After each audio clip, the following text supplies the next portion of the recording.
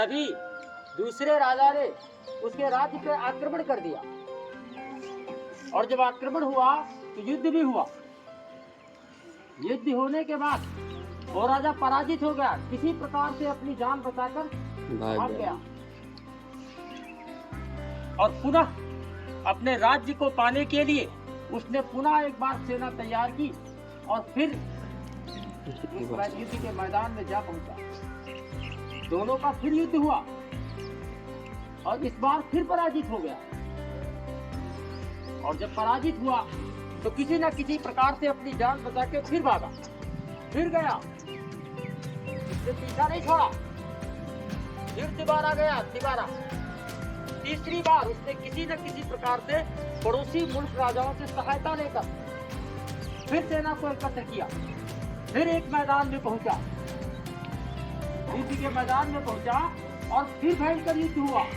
इस बार बहुत भयंकर युद्ध हुआ और इतना बड़ा भयंकर युद्ध हुआ कि राजा घायल हो गया और युद्ध को जीत नहीं सका। किसी न किसी प्रकार घोड़े के साथ भागता हुआ पहाड़ियों की ओर गया और उसके पीछे सैनिक लगे थे, लेकिन किसी न किसी प्रकार छिपता छिपाता एक पहाड़ की खोली में घोड़े के सहित और घायल अवस्था में वो पहाड़ के अंदर खोली में चला गया और घोड़े से उतरकर अपने प्राणों की बचाने के लिए पहाड़ में छिप के बैठ गया। लेकिन तब तक उसकी नजर एक दृश्य पर थी, एक मकड़ी थी। क्या थी? जाना लगा रही थी, और वो मकड़ी जाने पे चढ़ने के लिए क्या कर रही थी? संघर्ष कर रही थी। मकड़ी चढ़ रही थी और गिर रही थी, और उस दृश्य को देखकर राजा देख रहा था। मकड़ी जितनी बार चढ़ती थी गिर जाती थी, 6 बार प्रयास किया और 7वीं बार वो अपने लक्ष्य पे पहुंच गई, सफलता। और राजा ने क्या किया? बस उसी वक्त राजा के अंदर क्या चला गया था? आत्मविश्वास। तो उसने सोचा कि जब एक छोटा सा जीव अपने लक्ष्य की प्राप्ति के लिए 6 बार असफल होने के बाद 7वीं बार सफलता प्राप्त करता है, तो हम तो इंसान हैं, क्यों नहीं हम अपने राज्य को प्राप्त कर सकते? और राजा ने क्या किया?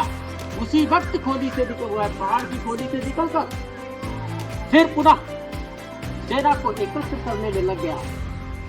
कुछ दिनों के बाद युद्ध के मैदान में पहुंचा, और युद्ध के मैदान में इस बार उसकी विजय हुई और वो अपने राज्य को पुनः प्राप्त करने में सफलता अर्जित की।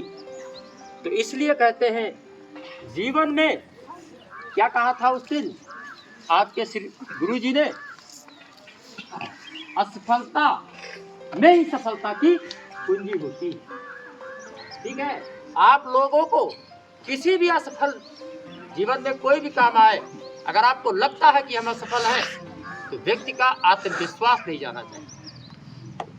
जीवन में आत्मविश्वास ही बढ़ाने का काम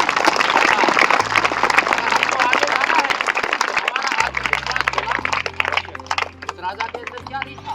आत्मविश्वास। आत्मविश्वास घबरा गया था कि अब मैं पुनः युद्ध नहीं जीत पाऊंगा, लेकिन एक छोटे से जीव से उसको ज्ञान मिला और उसके आत्मविश्वास बढ़ा और उसने युद्ध जीत के अपने खोए हुए राज्य को प्राप्त कर लिया। मैं इसी शब्दों के साथ